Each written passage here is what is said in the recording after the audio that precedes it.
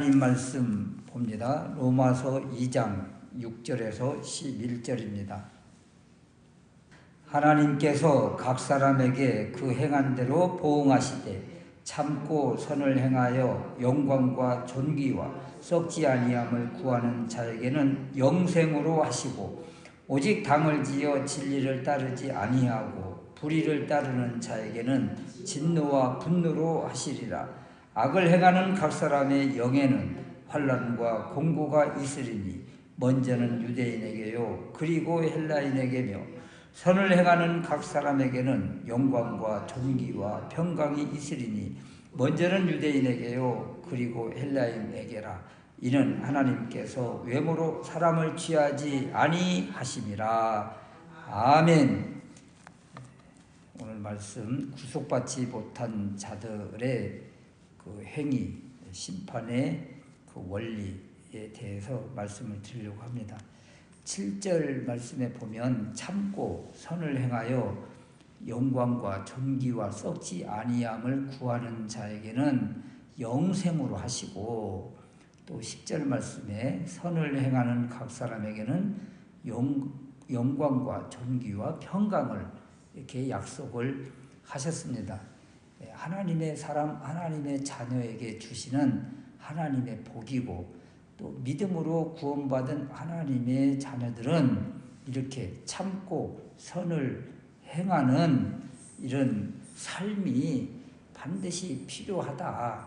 그리고 그 선을 행하는 것에 의해서 하나님께서 상급으로 보상해 주신다. 이렇게 말씀을 주셨습니다.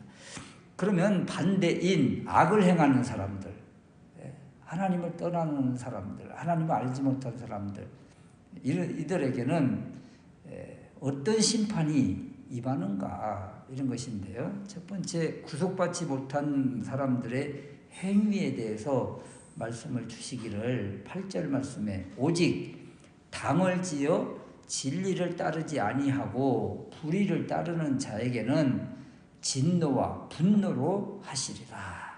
또 9절 말씀에 악을 행하는 각 사람의 영에는 환난과 공고가 있으리니 먼저는 유대인에게요 그리고 헬라인에게며, 이렇게 구속받지 못한 자들이 어떤 삶을 살고 있는가, 또 하나님 앞에 어떤 죄를 짓고 있는가, 이런 것을 지금 소개하고 있는데, 이들이 짓는 죄들이 무엇입니까? 첫 번째 보는 것 보면 당을 짓는다 그러잖아요. 8절 말씀에 오직 당을 지어, 이것은 끼리끼리라는 말이 있잖아요. 같이 한 무리가 되어서 한 통속으로 그 하나님을 대적하는 이러한 사람들인데, 여기 당을 짓는다, 이것은 싹군이라는 얘기예요. 싹군. 돈을 주면 무엇이든지 하는 사람들, 이런 사람들이 모인다는 거예요. 그래서 이런 사람들을 보통 용병이라고 그러잖아요. 돈을 주고 일을 맡기잖아요. 그러면 그 사람은 돈을 받고 그냥 물불을 가리지 않고 그 일을 하는데, 그 일하는 목적이 뭐예요? 돈을 바라는 것이잖아요. 돈을 구하기 위해서 그 주인에게 그냥 모든 걸 다 하는데, 그 근원을 보면 자신의 길을 구하는 것이라는 거예요. 자신의. 그래서 철저히 자신만을 위한 삶을 산다. 그래서 돈을 받고 그리고 그 일을 이렇게 목숨을 다해서 하는 것인데, 그 일이 바로 자신만을 위한 그 일이라. 그래서 당을 지어서 이런 일들 하는 사람들은 그들 마음 속에, 그들 하는 일들 속에 하나님을 위한 자리가 하나도 없다. 이것이 바로 불의한 자들의 모습이다. 또 불의한 자들의 두 번째 특징을 보면 또 진리를 따르지 아니한다고 그러잖아요. 진리를 따르지 아니한다. 이들 마음속에 진리가 있겠어요? 이들이 생각하는 진리는 딱 하나입니다. 자기를 위한 어떤 것들, 그래서 자기를 위한 어떤 것들, 그것에만 따르기 때문에 하나님의 말씀 또 하나님의 길, 이런 것들은 거부하는 자들이죠. 그래서 이들이 바로 하나님께는 진리에 대한 불순종함으로 인해서 결국 하나님께는 어떤 죄악 가운데 있는가? 반역 가운데 있다는 거예요. 진리를 따르지 않는다, 하나님의 말씀 안에 들어오지 않는다, 이것 자체가 바로 하나님 앞에 영적인 반역죄를 짓고 있는 모습이다. 하나님과의 관계가 반역의 관계라면 이것이 바로 하나님의 원수지요.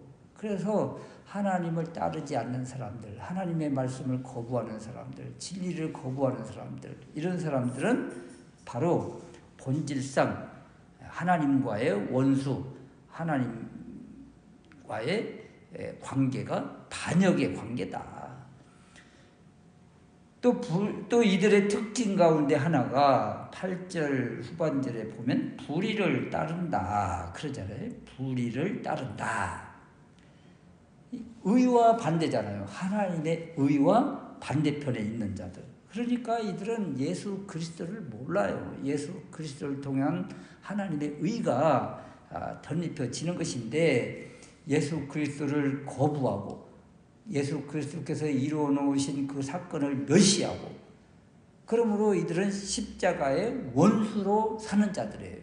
이들을 뭐라고 그래요? 불의를 따른다고 그래요. 그래서 지금 하나님의 반대편에 서 있는 이들의 삶의 모습을 보니까 당을 짓고 진리를 따르지 않으려고 불의를 따르는 이들, 하나님의 반대편에 있는 자들, 반역자의 모습, 하나님과 원수의 모습, 예수 그리스도께서 이루어 놓으신 십자가를 멸시하는 자들, 이들이 바로 하나님의 반대편에 있는 자들, 구속받지 못한 자들의 삶의 행동의 모습이다. 행함대로 심판이 받는다고 그랬잖아요. 이렇게 이런 일을 행하는 이들에게 어떤 보상이 있겠어요. 또 불의한 이들에게 임할 하나님의 심판, 그럼 무엇인가? 6절 말씀에 행한 대로 보응하신다, 이렇게 말씀을 주셨잖아요.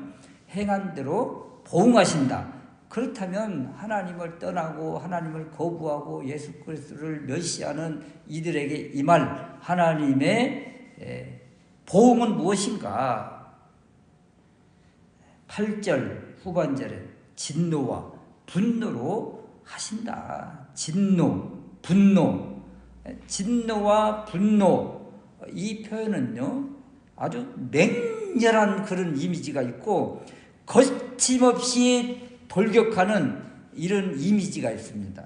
그러니까 진노, 분노, 이것이 그냥 맹렬하게 거침없이 하나님을 떠난 이들에게, 하나님을 거부하는 자들에게 임한다, 이렇게 말씀하십니다. 그러니까 이 진노, 분노 얼마나 무서운가. 하나님의 진노와 분노하심. 그리고 9절 말씀에 악을 행하는 각 사람의 영에는 환난과 공고, 환난과 공고가 임하리라. 아주 그냥 극단적인 압박을 표현할 때 그 환난이라는 말, 또 공고라는 말을 합니다. 그러니까 극적인 압박과 그리고 심한 괴로움, 이것이 바로 환난과 곤고다. 한마디로 혹독한 형벌이라는 것이고, 이 하나님의 심판, 하나님의 보응, 여기에서 벗어날 사람이 없다. 이 하나님을 떠난 이들에게 이런 환난과 곤고, 고통과 괴로움, 박해가 반드시 임한다고 말씀을 주고 계십니다. 우리가 세 번째 생각할 수 있는 것은 이런 하나님의 심판은 누구에게나 동일하게 적용된다는 것을 또 말씀해 주시는데, 이 심판의 보편성이라고도 이야기를 하는데요. 동일하게 임한다는 것을 우리에게 말씀해 주십니다. 그래서 8절, 9절 후반절에 보면 먼저는 유대인에게요, 그리고 헬라인에게며, 또 선을 행하는 사람에게도 먼저는 유대인에게요, 그리고 헬라인에게며, 먼저는 유대인, 그 다음에는 헬라인, 이런 말이 따라오고 있습니다. 이것은 무슨 뜻인가 하면, 유대인들은 먼저 하나님의 말씀을 받은 이들이잖아요. 다 본질상 진노의 자녀이기는 하지만 그럼에도 불구하고 먼저 하나님의 말씀을 받은 사람들이에요.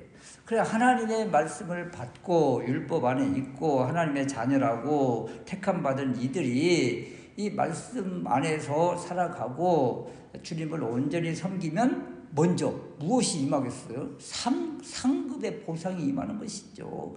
영생의 복을 받는 것이죠. 그러나 반대로 이들이 하나님을 알지 못하고 예수 그리스도를 멸시하면 어떻게 되겠습니까? 먼저 심판이 임한다는 것을 보여주고 있는 거예요. 그래서 먼저는 유대인에게요, 그리고 그 다음에게는 알지 못한, 하나님을 알지 못하고 거부한 헬라인에게 임하는 것이다. 그래서 이 심판이라는 것은 유대인에게나 헬라인에게나 동일하게 임한다.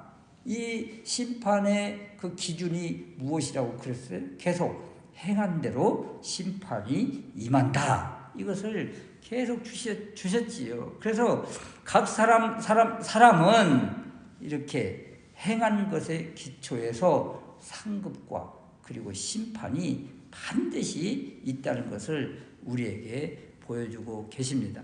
이 하나님의 심판, 보편적인 이 원칙은 공평하게 적용되는 거예요.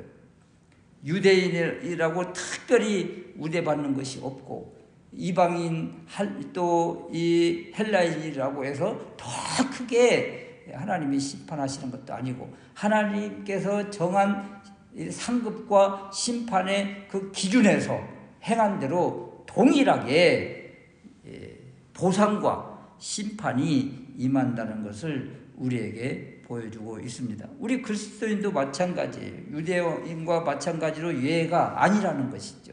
우리 믿음으로 예수 그리스도를 통해서 구원 얻은 하나님의 자녀들은 그만큼 믿음의 열매가 선한 행실로 드러나야 되는 것이다. 이것을 오늘날 우리에게 계속적으로 주시는 것입니다. 우리가 너무나 행위 구원 이런 말은 쓰지는 않지만 행위에 의한 상급, 여기에 대한 말씀이 많이 이렇게 적용되지 않음으로 인해서 이 삶의 부분에서 열심을 다하는 믿음의 삶이 많이 보이지가 않는다.